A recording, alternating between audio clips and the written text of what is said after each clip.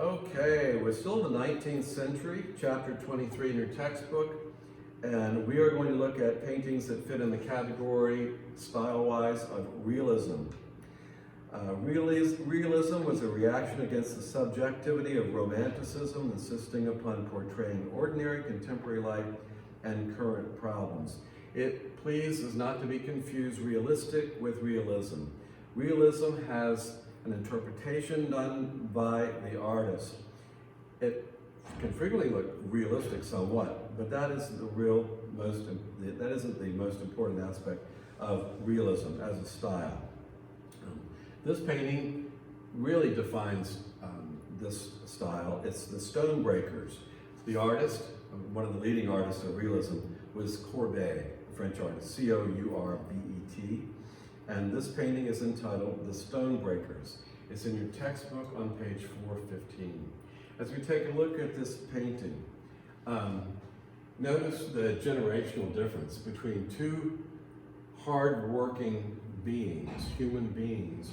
One probably too old to be doing this, and one clearly too young to be doing this back-breaking hard work in a wonderful composition.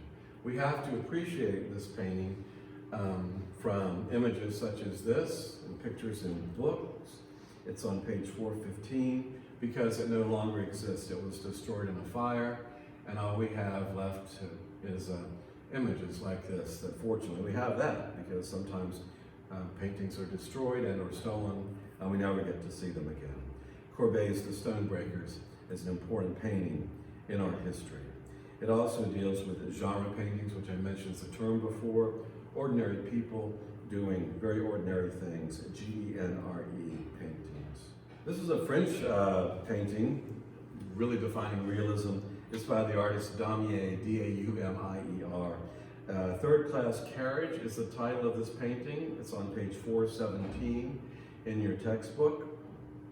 Again, it's very emotionally moving, and it is, remember, the style realism. It doesn't look all that realistic. What we see here are people crammed, not socially distancing themselves whatsoever for today's kind of zeitgeist, but we see the lower class people here on this side, and though you can't see it so clearly in this image here I'm showing you today, if you were standing in front of the real thing, which by the way you can because it's at the Metropolitan Museum in New York City, you will see men in top hats, and the more, it's a class situation here in this moving picture.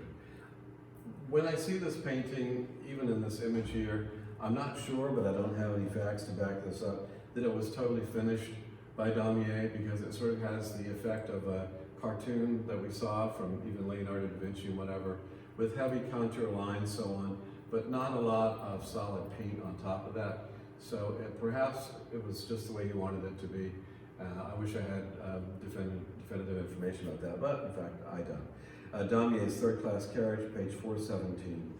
The next painting coming up is an oh wow one. This artist reaches between realism and what's coming next as a style. The artist is Manet, M-A-N-E-T, and the title is, in French, Le Déjeuner sur l'herbe, but I don't expect you to speak French unless you want to. Luncheon on the Grass is the interpretation or the translation of Le Déjeuner sur l'herbe. It's on page 425 in your textbook. Now, it caused quite a sensation when it was shown in Paris, because people hadn't seen anything quite like this. It was suggested that they looked as flat as playing cards. As you see, not a lot of attention to chiaroscuro, and certainly no tenebrism going on here. In terms of the modeling of form, they are relatively flat. Compositionally, it's odd and unusual. It's been parodied a lot, understandably so. Parody is making fun of something, especially something famous, a masterpiece or whatever. And I've seen many parodies of this particular painting by Manet. So we have people in a park, two men, two women. No cards are shown, so I don't know. I don't see any reason to conclude it was strip poker of some sort. But as you can see, it's frequently used as an example of compositionally art for art's sake.